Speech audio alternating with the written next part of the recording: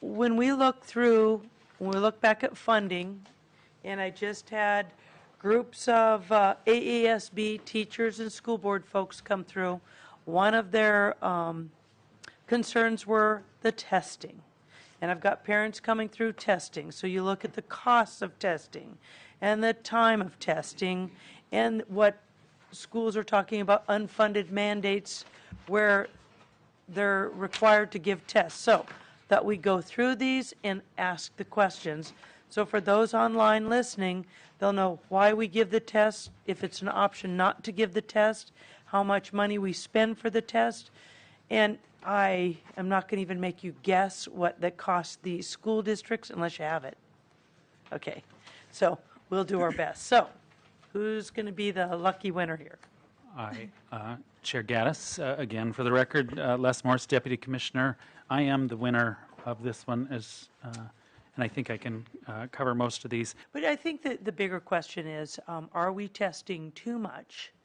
Are we spending dollars that we don't have to, or do we have unfunded mandates to our school districts? So that's kind of the general where we're going with this. So. Okay.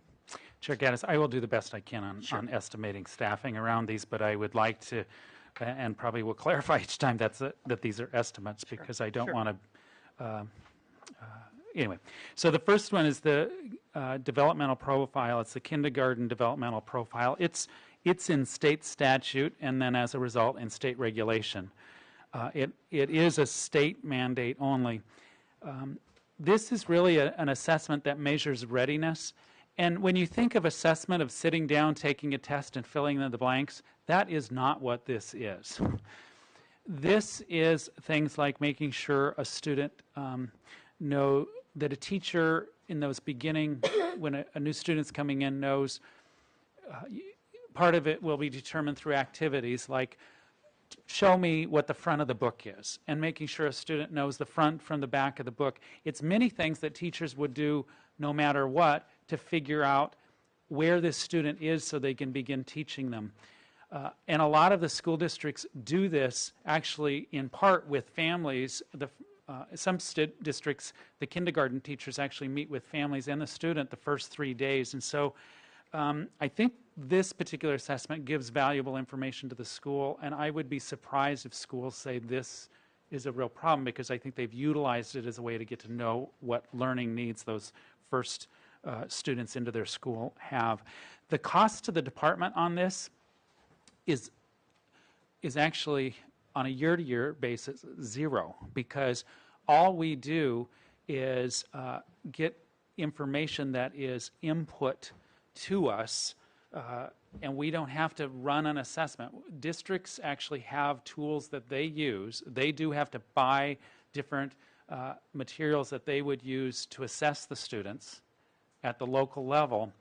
They do have to spend time entering data into a system and submitting it to us. The only time this assessment has cost us money is when we redesigned it, and it was IT costs to redesign the inputting tool. The only time this assessment has cost us money is when we redesigned it, and it was IT costs to redesign the inputting tool.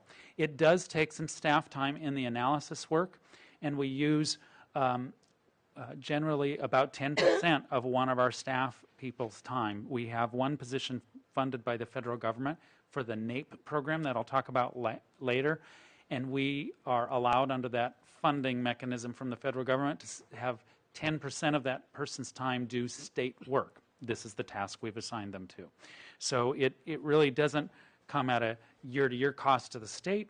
It is a time issue for districts to input the data and to do the assessment, but I actually think they would do the assessment anyway. They just wouldn't give us the data if it weren't required. So to stop you right there, so they would have done it anyway, but somehow or another they have to input it and they have to give it to you. What do you do? What do you do with this test? We're, Chair Gaddis, we actually bring in those assessment results, and then we are actually required to produce that in a public report that you can find on our website of what is the performance of those students when they come in to the system. We have utilized that at various times to look at when kindergartners enter at this level, where do they get to by the third grade? And actually in the early, we have an early childhood working group. I'm not sure exactly the title of it. It's a council of some sort.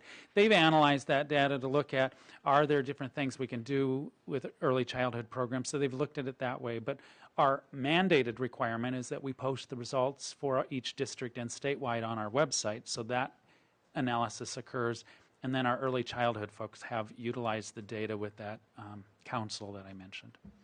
So it's a state mandate, and if we didn't do the test, what would happen?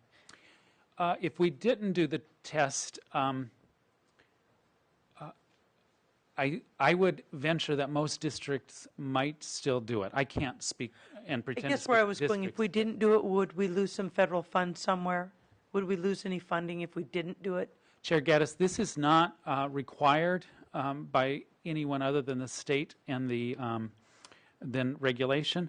The only loss that's potential is I do know people have used the information from this to apply for different grants, including school districts. I don't know of any recent event where the state has applied for a grant where we've used this data, but I believe districts have.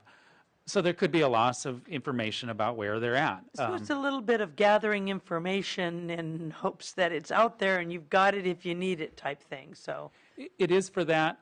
The other real purpose when it was put into place, I believe in the 1990s, was to really have a program that we really think about how are these students doing when they come into the system, and making sure we're going through some protocols to make sure that every school district is thinking about what are these basic learning needs as the students enter.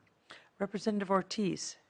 Mr. Morris, has there been any comparison data between areas, communities that have pre-K programs and the performance of kids on these tests compared to areas that don't have pre-K programs?